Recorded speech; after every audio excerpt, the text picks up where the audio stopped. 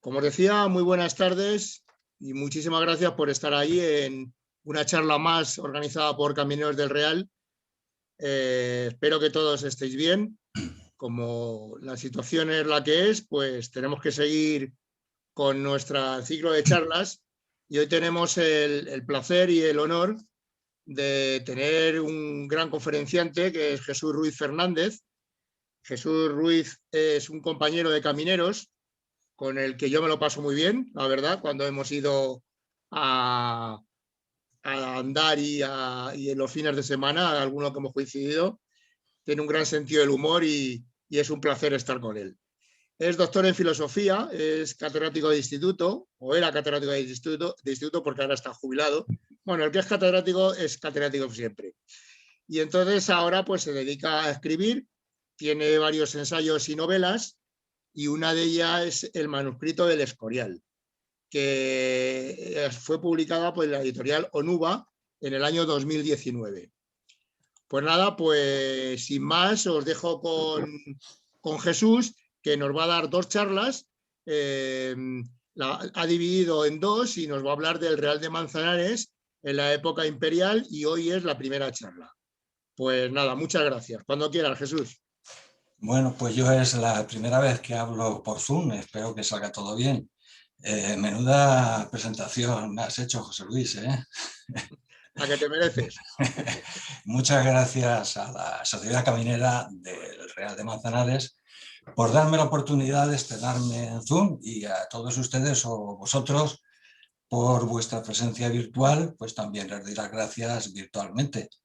Efectivamente, yo publiqué el año pasado una novela, El manuscrito de El Escorial, una novela histórica que se desarrolla en los años 70 del siglo XVI, durante la construcción del monasterio de El Escorial.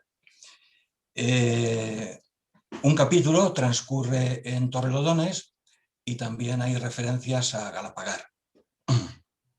La novela histórica es mitad ficción, mitad historia, de modo que me tuve que documentar y llegar a saber algo sobre la temática de esta charla, el Real de Manzanares en la época imperial. Esto, unido a que soy socio de la Sociedad Caminera, pues ha tenido como efecto que esta me invitara a compartir este rato con vosotros. Voy a hablar de lo que sé, de Torrelodones, Galapagar y El Escorial en el siglo XVI, estos tres lugares, los más importantes del camino que hacía Felipe II cuando iba a su amadísimo monasterio laurentino. Había dos formas de ir de Madrid al Escorial. Una era por el Camino Real de Valladolid. Este es la referencia más antigua escrita que hay a este camino. Está en el repertorio de caminos de Alonso de Meneses, de 1576. Aquí lo tenemos, Aravaca, Torre de Lodones, La Venta, un lugar que debía quedar más o menos por donde Jesús, está. perdona, no están pasando las diapositivas. Sí, sí. Pues yo no lo veo. A ver, vamos a ver, es que esta es la primera vez que la paso, A ver, La Venta, un lugar... Es que está la primera, está la de la portada, el Real de Manzanares en la época imperial. ¿Y ahora? ¿No ha pasado? No. Jesús, tienes que compartir la pantalla, tienes que cambiar la pantalla que compartes a la de la portada y poner la presentación. Es un compartir pantalla. Bien.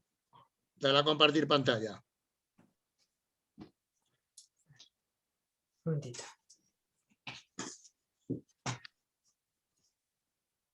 Ayer la prueba no salió muy bien. Sí, es que lo he hecho así. Cosas del directo.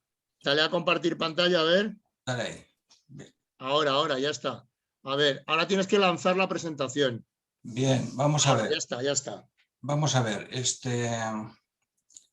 Esto iba... Vamos a ver.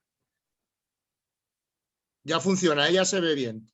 Hemos empezado aquí. Sí, Luego hemos pasado al camino de... ahí. Pero eso no ha salido ya, ¿eh?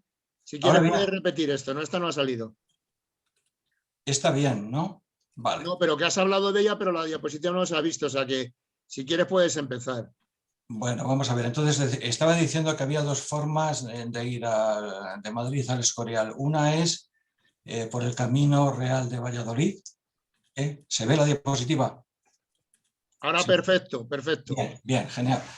Estaba diciendo que esto es una página del repertorio de caminos de Alonso de Meneses y estamos viendo cómo el camino pasa por Aravaca, Torre de Lodones, La Venta, que decía en un lugar que debía caer más o menos por donde está ahora Villalba, Guadarrama pueblo, después de cruzar el río Guadarrama, y ya saliéndonos del Camino Real, a la izquierda, conforme se mira el mapa, el pueblo de El Escorial. Y por un paseo de olmos de algo más de 1 kilómetro, el monasterio. Este es el paseo de olmos en la actualidad, nevado, como se ve.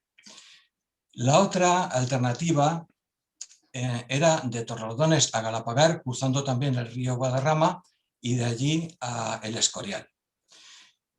Por ambas rutas hay más o menos la misma distancia, quizás por Galapagar un poco menos, 60 kilómetros, 10 leguas. En la unidad de medida de aquella época, la legua tiene 5,5 kilómetros, es la distancia que una persona recorre andando durante 1 hora, son 20.000 pies.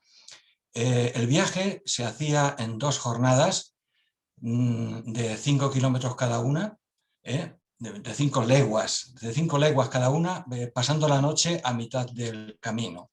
Hay que tener en cuenta que aunque los nobles viajaban en coche o a pie, o a caballo, mejor dicho, iban seguidos por una multitud de criados que iban andando. Entonces yo no sé si un caballo a galope o un cartero cambiando de caballo a mitad de camino se puede plantar en un solo día de Madrid en El Escorial y hacer los 60 kilómetros. Desde luego, en aquella época las jornadas eran, los viajes se hacían en jornadas de 5 leguas diarias.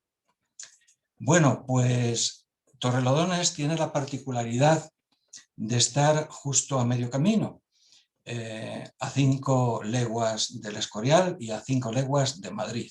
Esta es la foto más antigua que se conserva de Torrelodones, como veis, de 1870. De modo que la comitiva real pues, pernoctaba en Torrelodones. Este es el mojón de las 5 leguas, el de la izquierda, es del siglo XVIII, estaba detrás del mesón de Francisco de Baños, del cual hablaremos más tarde. Un camión lo derribó y ha terminado de pilastra en el muro de piedra de un chalet de los Peñascales. El ayuntamiento hizo una réplica tiempo después, la de la derecha. A veces el rey pasaba la noche en Galapagar. Galapagar está más lejos de Madrid, está más cerca de Villalba. Galapagar está a 8 kilómetros de Torrelodones. El Real de Manzanares fue un territorio que abarcaba, y digo que fue y abarcaba porque ya no es, solo existió desde el siglo XIV al siglo XIX. El norte de Madrid y el sur de Segovia. Se llamaba Real porque era del rey, de Alfonso X el Sabio. Aquí tenemos el rey de la Biblioteca Nacional. Había disputas entre los madrileños y los segovianos por la utilización de los pastos y la producción de carbón. Y el rey se quedó con el terreno, cortó por lo sano y se acabaron las disputas. y se lo dio al marqués de Santillana, gracias a lo cual pudo componer sus serranillas. Por todos estos lugares, por todos estos pinares, ninen val de la Gamella, non vi serrana más bella que Menga de Manzanares. Y de Manzanares porque, bueno, pues el río recorre el territorio por su cuenca alta. Torrelodones y Galapagar pertenecieron todo el tiempo al Real de Manzanares. El Escorial no, el Escorial solo al principio, desde su fundación del Real en 1332 hasta que se independizó en 1370. Como digo, voy a hablar solamente de estos tres lugares y centrándome especialmente en el camino, pues al fin y al cabo esto es una sociedad caminera, y centrándome especialmente también en el patrimonio cultural, histórico y artístico que le es adherente, puesto que, como rezan los estatutos de la sociedad caminera, su objetivo no es solamente preservar y poner en valor los caminos, sino también el patrimonio cultural, artístico, histórico que los bordea y que los acompaña. Hay mucho de qué hablar, mucha tela que cortar. Yo creo que hay por lo menos para 2 sesiones, y imitando un poco al viaje de Felipe II, pues lo podemos hacer en 2 jornadas. La de hoy, pasando la noche en Torrelodones, y la del próximo día, si tenéis a bien acompañarme, si os gusta esta, pues podemos llegar al Escorial pasando por Galapagar. Bueno, pues vamos a situarnos, nos vamos a colocar en la segunda mitad del siglo XVI, la época de Felipe II, el imperio.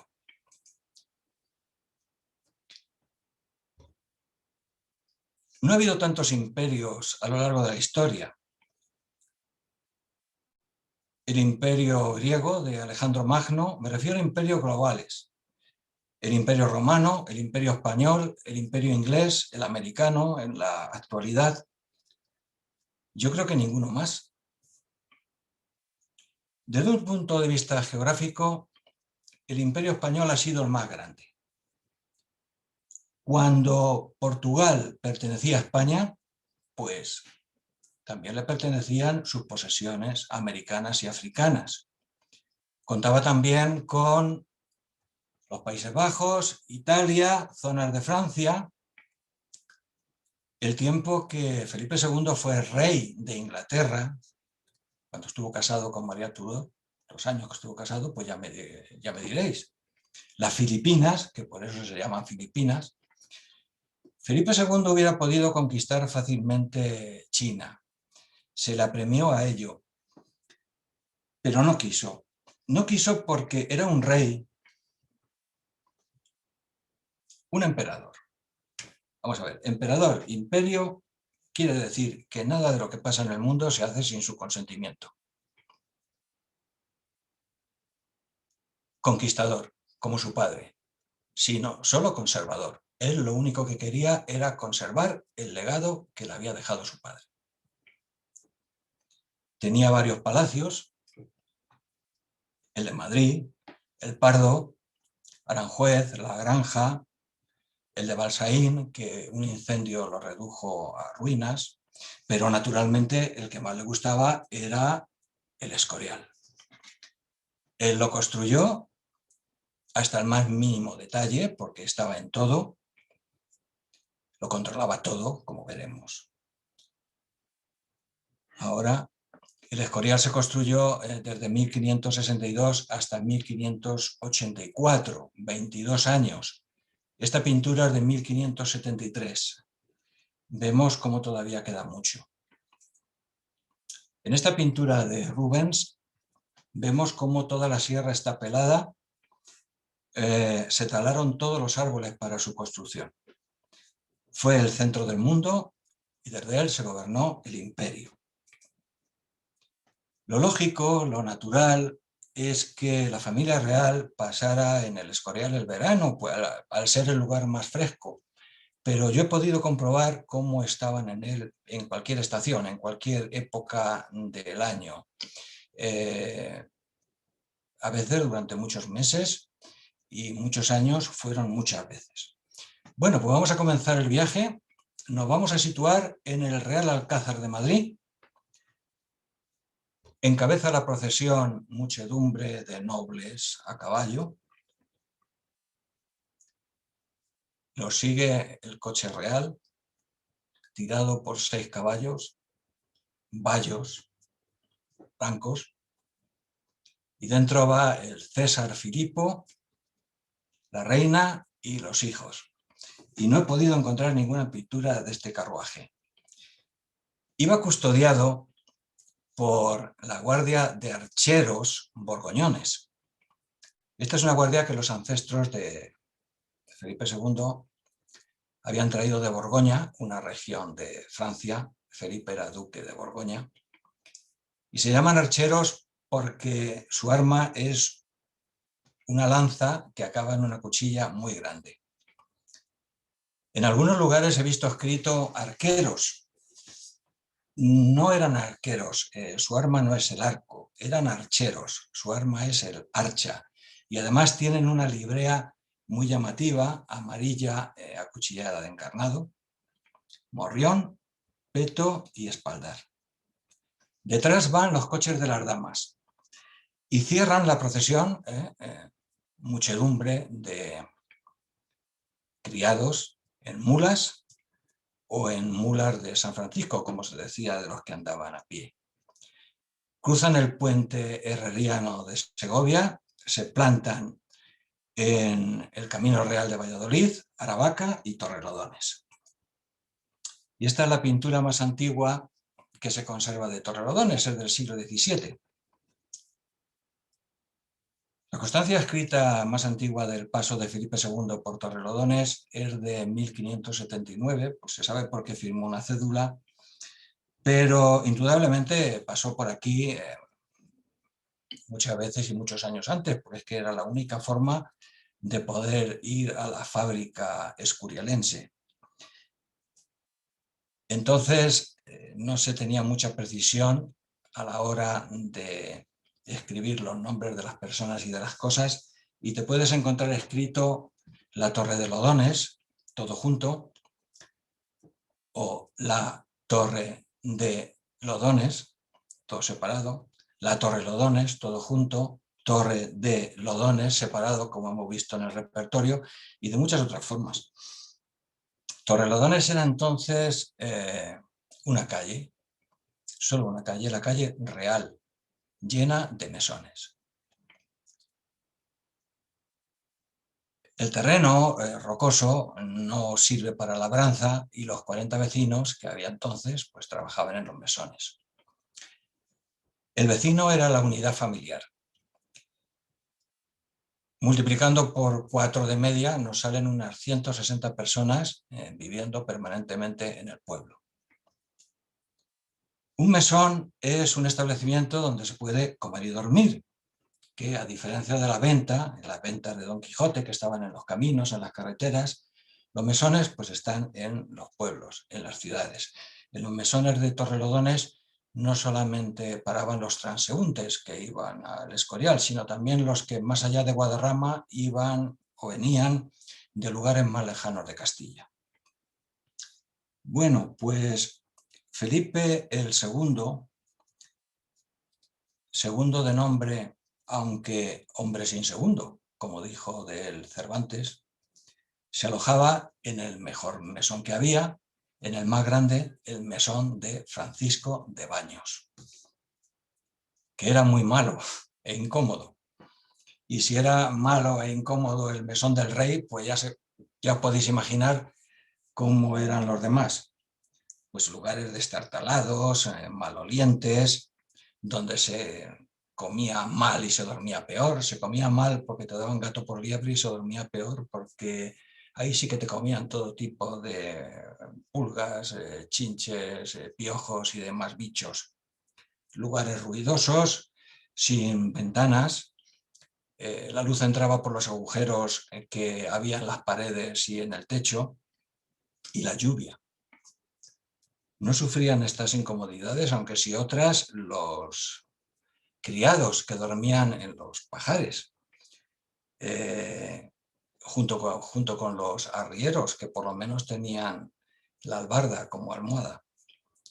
Enrique Koch, un archero holandés con veleidades de escritor, narra uno de estos viajes de Felipe II, concretamente uno de 1592, y refiriéndose a Torrelodones dice que se le llamaba Torre de Ladrones, pues por los sablazos que los mesoneros daban a los viajeros, y eso que los mesones de Torrelodones no debían ser de los peores, y por aquí andaba gente real.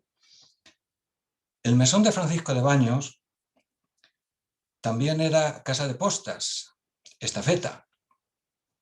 Había un cartel que ponía parada de postas. Las casas de postas eran los lugares donde los carteros cambiaban de caballo. El Felipe II tenía muy organizado el correo, era exclusivo suyo. Había un postillón de guardia y cuando llegaba el correo lo acompañaba hasta la siguiente casa de postas y volvía con el caballo. Las casas de postas tenían un maestro de postas. El maestro de postas de Torrelodones era Francisco de Baños. Bueno, pues tenemos la suerte de saber cómo era este mesón, el mesón de Francisco de Baños, gracias a Luis Cervera Vera,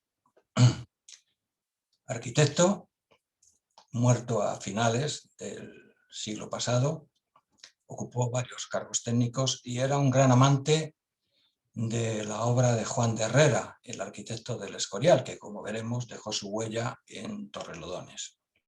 En 1949 publicó un artículo en la revista La Ciudad de Dios de los agustinos del Escorial, revista que todavía existe, con el título de Juan de Herrera y el aposento de Felipe II en Torrelodones.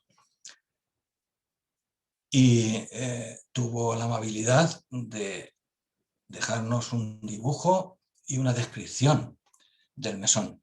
Vemos cómo va desde la calle Real hasta la avenida de Valladolid, antiguo camino real de Valladolid. Ahora mismo este espacio está ocupado por sendos edificios nuevos en cada una de las calles.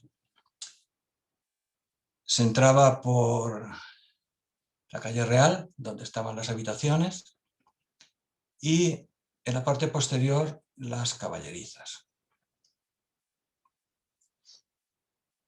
Luis Cervera tuvo también el detalle de hacernos un dibujo del estado en que se encontraba el mesón cuando él publicó el artículo.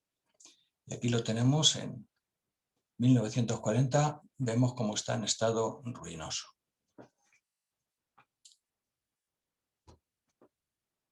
José de Vicente Muñoz, maestro, cronista de Torrelodones. Tiene dos libros, uno de 1980, otro de 1989. En el de 1980 se ocupa extensamente del mesón de Francisco de Baños. Se titula Escudo, Geografía e Historia de Torrelodones y está publicado por los Servicios de Extensión Cultural y Divulgación de la Diputación de Madrid. Bueno, pues también tiene el detalle de hacernos un dibujo y vemos que así se encuentra el mesón en 1980. Vemos que lo que queda es el muro de la parte de atrás con dos ventanas enrejadas y que el espacio que ocupaba el mesón ahora lo ocupa un chalet que se ha hecho un amigo del cronista. Aprovechando las cosas, dice que todavía se podían utilizar del mesón.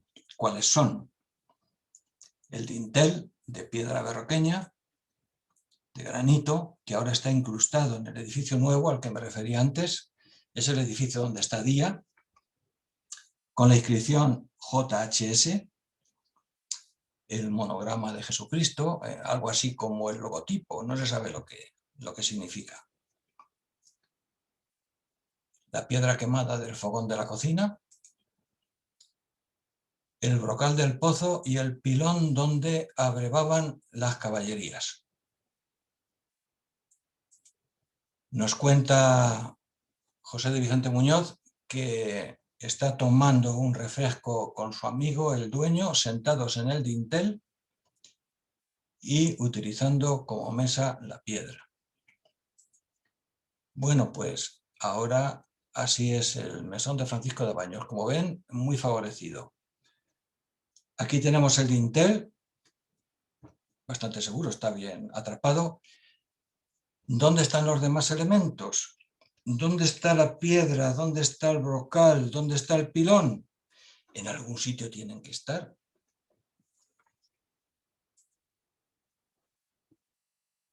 Más o menos esta parte de aquí yo creo que es donde está ahora Carlín. Justo en la parte opuesta, donde está el restaurante La Casita, que creo que ahora le han cambiado el nombre y se llama El 80, hay un muro de piedra, unos restos que parecen bastante antiguos y a lo mejor algo tienen que ver con el mesón. Bueno, el mesón de Francisco de Baños era tan incómodo y tan malo que Juan de Herrera le hizo al monarca, le hizo un aposento, ladero del mesón, en terrenos de Francisco de Baños, y además se lo dio a Francisco de Baños para que lo cuidara a condición de que lo tuviera preparado para cuando él llegara. Vemos que el aposento consiste en un cubo de piedra con una techumbre de pizarra en forma piramidal, yo creo que casi más grande que la casa, rematada en un chapitel acabado en bola en el más puro estilo herreriano y con una chimenea de piedra. En el interior, las habitaciones y un oratorio. Se entraba por aquí, por este lado, por este lateral, donde había una puerta y dos ventanas. 3 ventanas enmarcadas en marcos de piedra dan a la calle Real y en la parte posterior vemos 4 ventanas. Y está el aposento colocado en un gran jardín, llega hasta la avenida de Valladolid, con 4 hermosos olmos. Juan de Herrera le hizo también al rey una cochera más estrecha y más larga, con un portón que da a la calle Real, una puerta más pequeña en la parte posterior, también tenía una ventana. Y entre el aposento y la cochera hay un muro de piedra detrás del cual hay 4 columnas que sostenían un emparrado. Bueno, pues Luis Cervera no tuvo con el aposento el detalle que tuvo con el mesón, que fue hacernos un dibujo de la situación en que se encontraba cuando él publica el artículo, aunque sí nos dice que en 1949 se le han añadido 2 pisos, dándole forma de casa vasca. El interior ha desaparecido, las 4 columnas también han desaparecido, solo quedan los cimientos. La cochera está bien, nos dice, y del jardín no dice nada.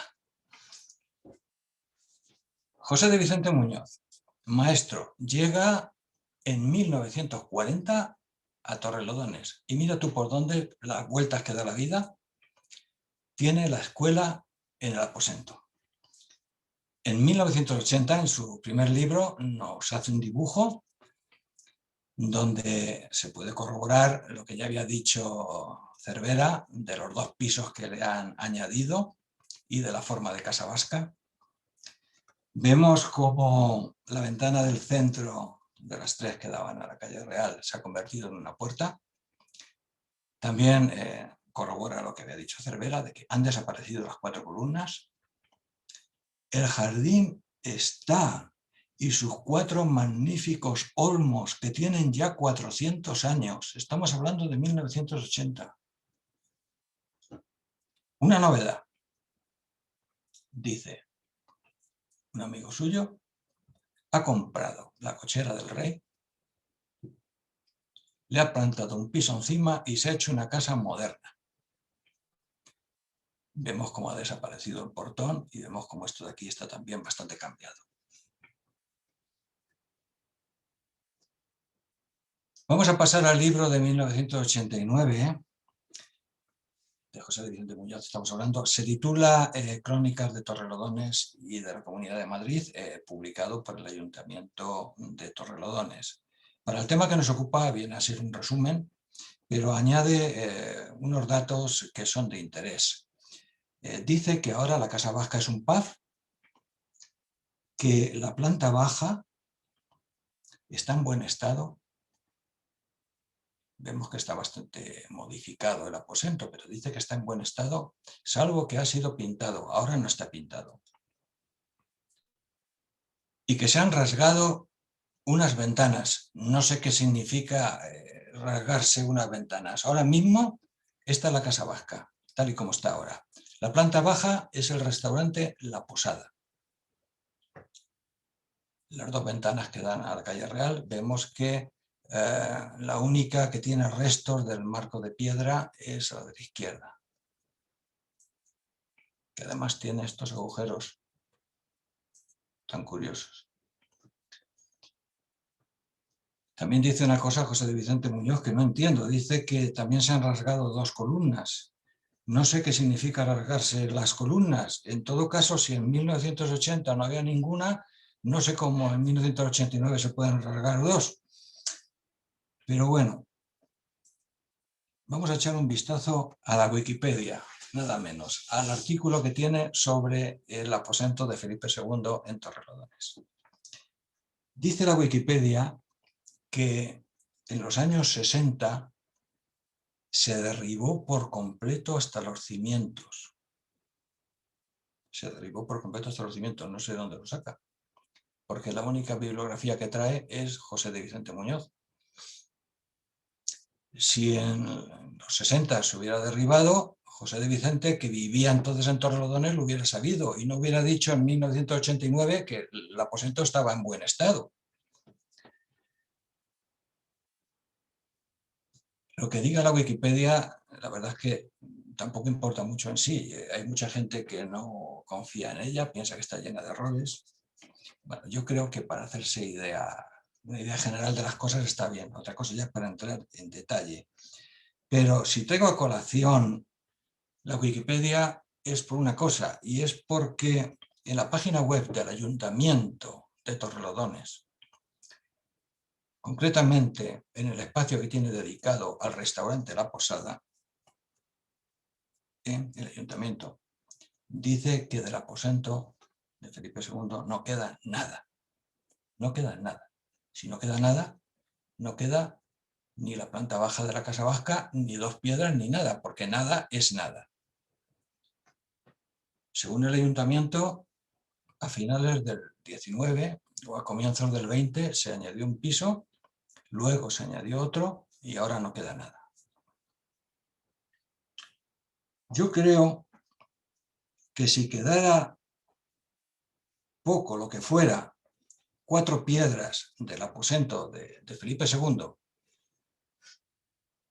y no lo supiera el Ayuntamiento, pues no sé, ¿qué os parece? Si quedara lo que fuera, 4 piedras del aposento de Felipe II y lo supiera el Ayuntamiento y dijera que no queda nada, pues ya me diréis lo que habría que pensar. Yo voy a decir mi impresión. Mi impresión es que la planta baja de la Casa Vasca es el aposento de Felipe II modificado, por supuesto, y decorado. Decorado, mira tú qué bien decorado. Aquí carnes, pescados, mariscos, no sé qué. Muy decorado. El muro es el muro original, modificado y por supuesto decorado, con este gran cartelón tan bonito que lo decora. La planta baja de la casa moderna del amigo del cronista es la cochera modificada. Si entramos al restaurante La Posada, podemos ver cómo quedan restos del muro posterior. Restos del muro posterior de la casa. Este es el hueco de una de las 4 ventanas, decorado con estas bonitas botellas. El restaurante La Posada se ha ampliado a costa del jardín. Y también a costa del jardín, el dueño de todo este recinto, que vive en el primer piso de la Casa Vasca, tiene alquilada la posada, ha construido, a costa del jardín, en la parte posterior del jardín, ha construido este bonito edificio de pisos alquilados que, como veis, cuadran perfectamente con la arquitectura tradicional de piedra de Torrelodones, reservándose para sí una pequeña parte del jardín. Y esta es la zona de las columnas. Las columnas se han transformado por arte alquímico en sillas y mesas. Bueno, pues yo creo que habría que hacer una reflexión. ¿Cómo es posible que pasen estas cosas? ¿Cómo es posible este desinterés de Torrelodones por su patrimonio cultural, histórico y artístico? Es más, es que estamos hablando de la última obra de Juan de Herrera. Es más, es que estamos hablando de la casa del emperador. Yo no sé cuántos pueblos como Torrelodones pueden presumir de tener la casa de un emperador. Torrelodones ha tenido la fortuna y la suerte de tener una y parece ser que no le da mucha importancia. Y no es que quiera yo aquí defender a ningún emperador ni a ningún imperio, todo lo contrario. Soy antiimperialista, pero la sociedad caminera, pues en sus estatutos tiene proteger los caminos y el patrimonio cultural que le es adherente. El aposento de Torrelodones es patrimonio de... ¿Qué es el patriotismo? El patriotismo es cuidar de la patria, como hace la Sociedad Caminera del Real de Manzanares. Es más, es que estamos hablando del origen de Torrelodones, que nació de los mesones. ¿Dónde están la piedra, el brocal y el pilón? En algún sitio tienen que estar. ¿Cómo es posible que José de Vicente Muñoz, maestro, cronista, la biblioteca lleva su nombre, todo tipo de honores, nos diga que un amigo suyo ha comprado la cochera del rey y le ha añadido un piso y se ha hecho una casa moderna, y lo diga así como así? Leed sus libros y veréis si hay la más mínima crítica, la más mínima queja, la más mínima pena por estas cosas. Nos puede servir de consuelo que no solo Torrelodones, cuando lleguemos a Galapagar, todavía peor. España entera, España toda. Los años 70 y 80 que fueron terroríficos. Yo soy de Villarrobledo, el típico poblachón manchego, que ya no es ni manchego ni nada, porque ha perdido su fisonomía. La destrucción por la construcción. Yo nací enfrente de un convento del siglo XVII que en los 70 lo derribaron para construir un edificio de pisos. Me cambiaron en el siglo XVII por los 70 y ya podéis imaginar cómo se construía en los años 70, lo bonitos que eran los pisos. Teníamos una torre del siglo XIII, la tiraron porque estaba vieja. Esto es verídico. Tú vas por los pueblos de Francia, de Inglaterra, y da gusto, porque tienen personalidad, porque conservan su arquitectura tradicional. Podemos pensar, podemos decir, bueno, es que eso era en los años 70 y 80, ahora ya no pasa. Pero ¿cómo que no pasa? Pero vamos a ver, ¿qué pasa con la Casa del Canto del Pico? Este expolio sin que nadie haga nada. Nosotros no vinimos a vivir a Torrelodones a mediados de los 90, mucho ha cambiado hasta ahora, ya me diréis si para mejor o para peor. Y ese montón de cubos blancos que se prodigan por aquí, por allá y por acullá, que no tienen nada que ver con la arquitectura tradicional de torrelodones de piedra, pero ¿de qué película han salido? Desde el camino que lleva a la finca, a la casa Panarras, hay una vista estupenda de la sierra, que ahora, pues, porque es que aparte de que estos cubos blancos la tapan, es que deslumbran, ese blanco deslumbra de tal forma que es que no se puede ver la sierra ya. Si por lo menos fueran los cubos de Juan de Herrera, que tenía verdadera pasión por la figura cúbica. Juan de Herrera es uno de esos personajes raros e inexplicables de nuestro siglo de oro. Resulta que el arquitecto de la octava maravilla del mundo no tenía estudios de arquitectura ni de nada, porque fue soldado, arcabucero de a caballo en los tercios de Flandes y de Italia. Igual que Cervantes, que no tenía estudios. Cervantes fue soldado también, fueron autodidactas, y aún siendo autodidacta, concibió el Escorial, y no solo eso, sino además inventó un estilo arquitectónico propio, el estilo herreriano, la última fase del Renacimiento antes del Barroco. Un estilo pétreo, geométrico, cúbico, desornamentado, como el Escorial, como el aposento de Felipe II en Torrelodones. Juan de Herrera tenía verdadera pasión por las matemáticas y influido por Platón, lió al rey para que creara una academia de matemáticas al estilo de la academia platónica. Estaba fascinado por la evidencia y la perfección de las matemáticas. Cultivándolas se creía más cerca de Dios, que era el geómetra perfecto, que había hecho el mundo con caracteres matemáticos, adelantándose con esta idea mucho tiempo a Galileo.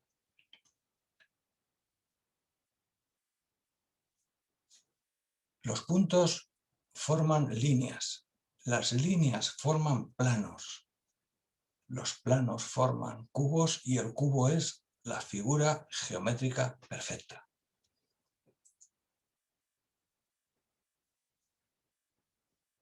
En el fresco La Gloria de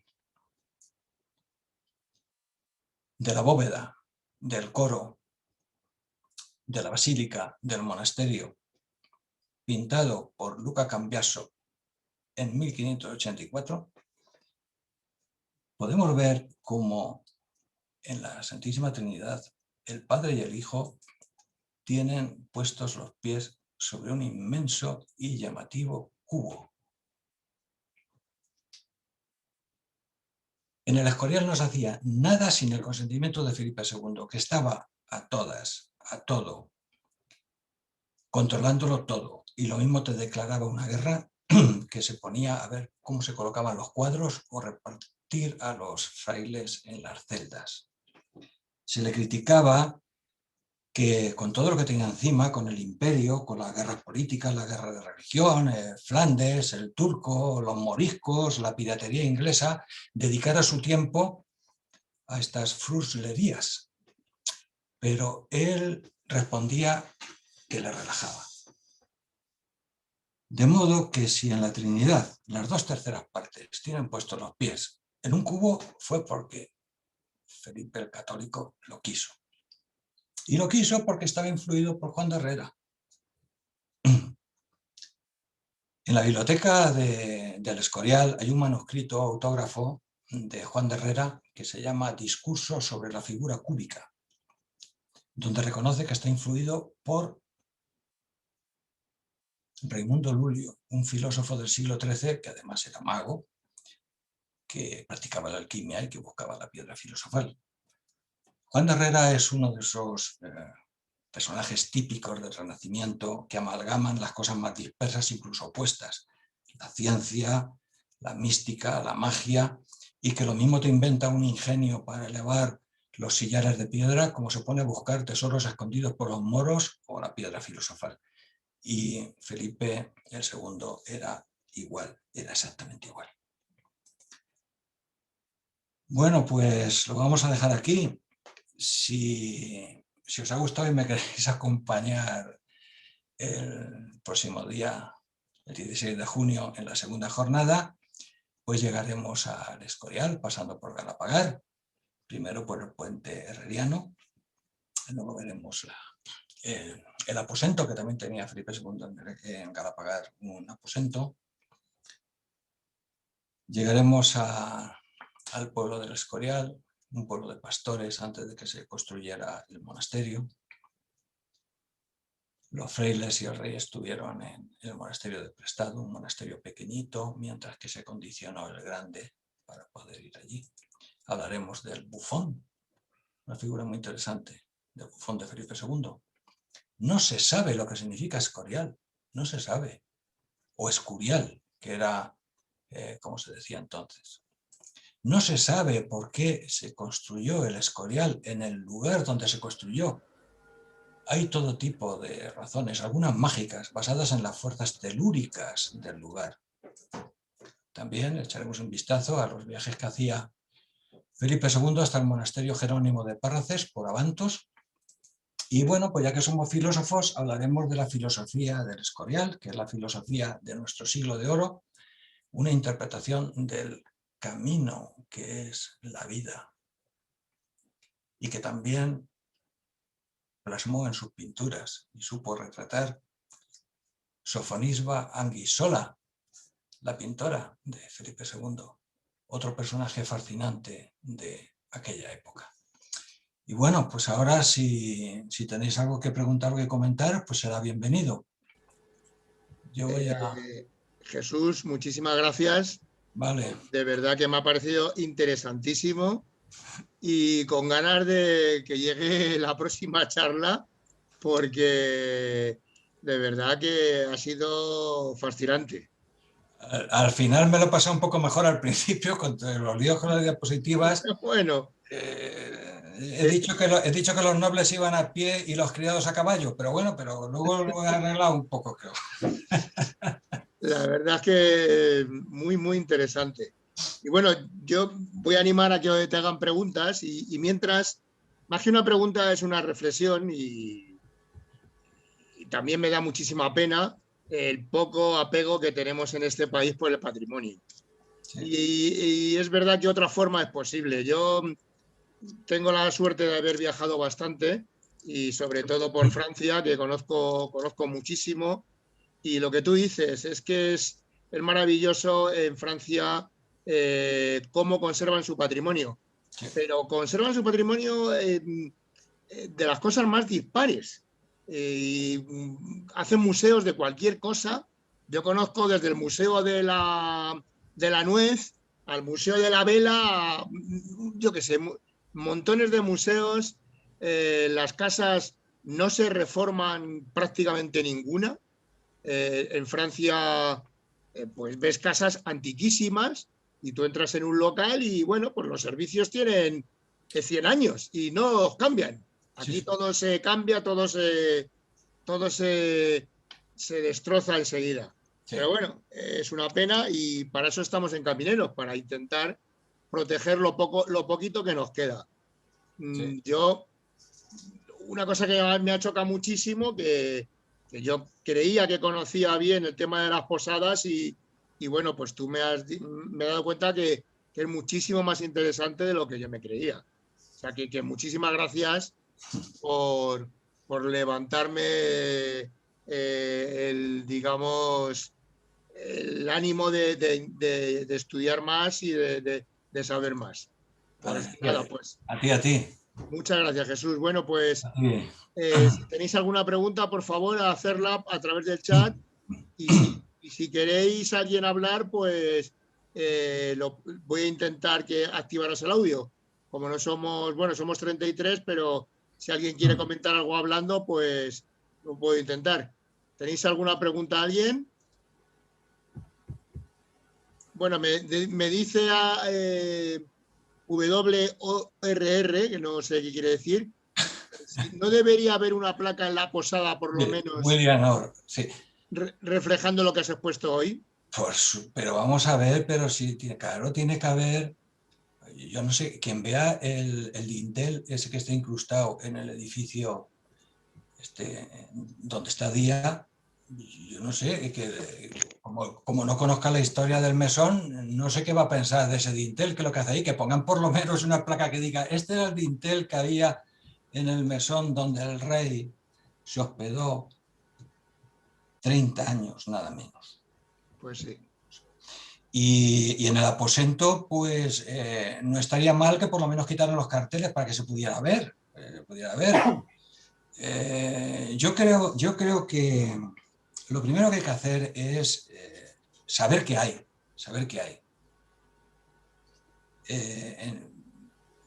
¿Dónde están? No sé.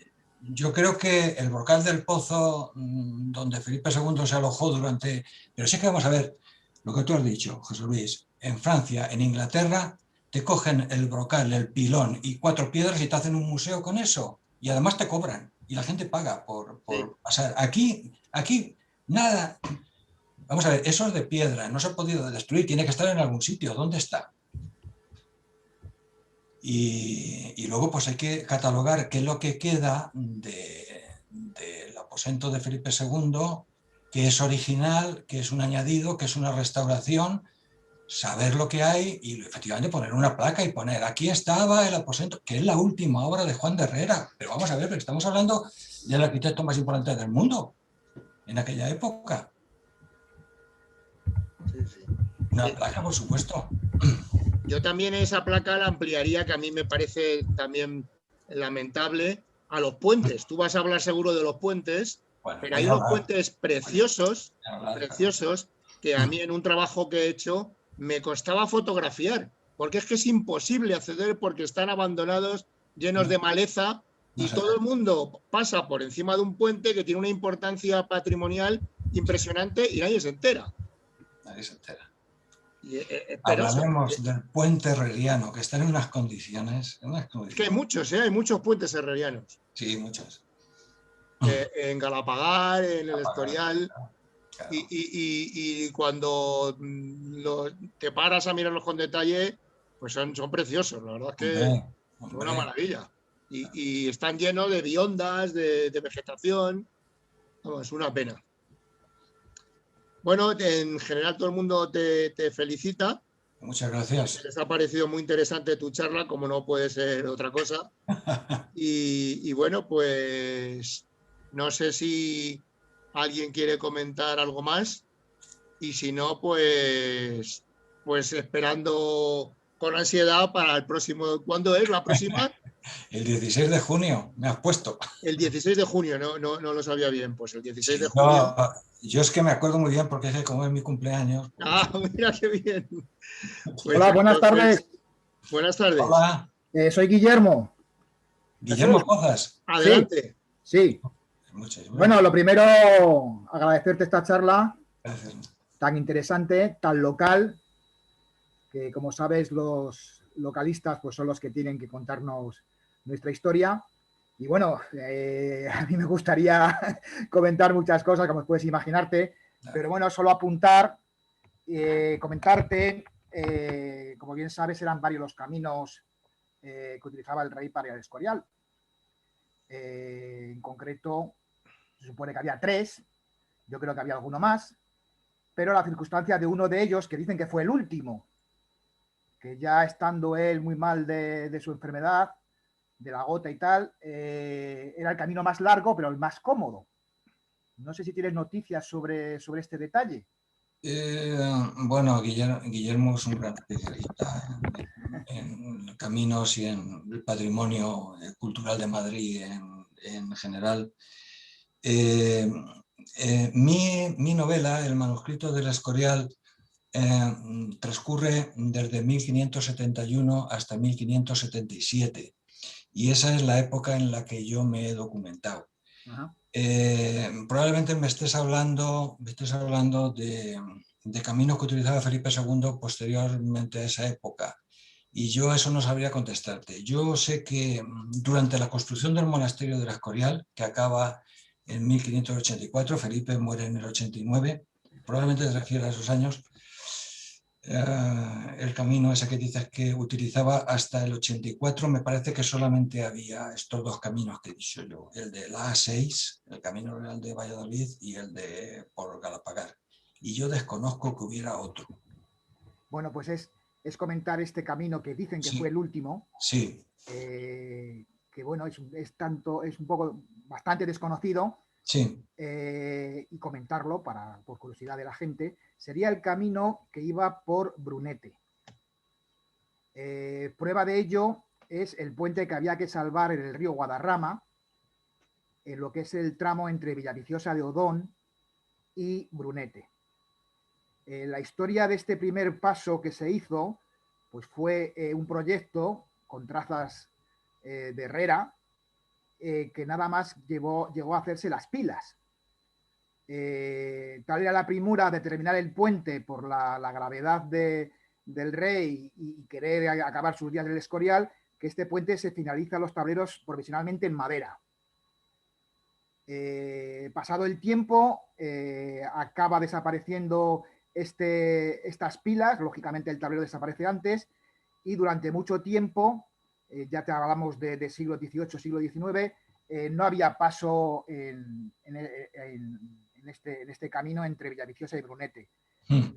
Posteriormente, ya al principio del siglo XX, se hace un puente de hierro que es volado durante la Guerra Civil, se reconstruye y ya en el año 50 el ingeniero Casado hace un puente de hormigón y actualmente perdura, ampliado por el de la carretera de los Pantanos. Sí, sí, sí. Entonces, bueno, era comentar este desconocimiento que hay sobre este paso, el puente este que se intentó hacer y no llegó a hacerse nunca, y que se comenta de que fue el último viaje que hizo el rey al Escorial, fue por este camino que era más lento, pero era más cómodo para él. Sí. Le llevaban a la cita a la reina y entonces el camino era menos abrupto, claro, y era menos doloroso para el problema que tenía con la gota. Era comentarte por si sabías algo, confirmarlo. Gracias. Sí que se aprende con estas charlas, como se puede comprobar. Antes me equivocaba, he dicho que Felipe murió en el 89, Felipe murió en el 98, o sea que es que esos años se salen un poco de mi novela y por eso la verdad es que no estoy documentado. Pero bueno, pero hablando contigo te documentas perfectamente. Muy bien. Pues no solamente tenemos dos caminos, sino que tenemos tres. Pues nada más que era eso. Jesús, un saludo muy grande. Muchas gracias. Gracias. Muchas gracias, Jesús. Bueno, creo que ya no hay más preguntas. Entonces, pues nada, reiterarte las gracias, reiterar las gracias a todos y emplazaros para la siguiente charla de camineros, que es en mayo. Ya va a ser con el presidente de la Plataforma Ibérica para la Defensa de los Caminos Públicos, y ya en su momento pues os enviaremos un correo electrónico para deciros el día exacto que va a ser. Bueno, pues reitero las gracias, Jesús. Hasta otra y muchas gracias a todos. Gracias a todos. Adiós. Adiós.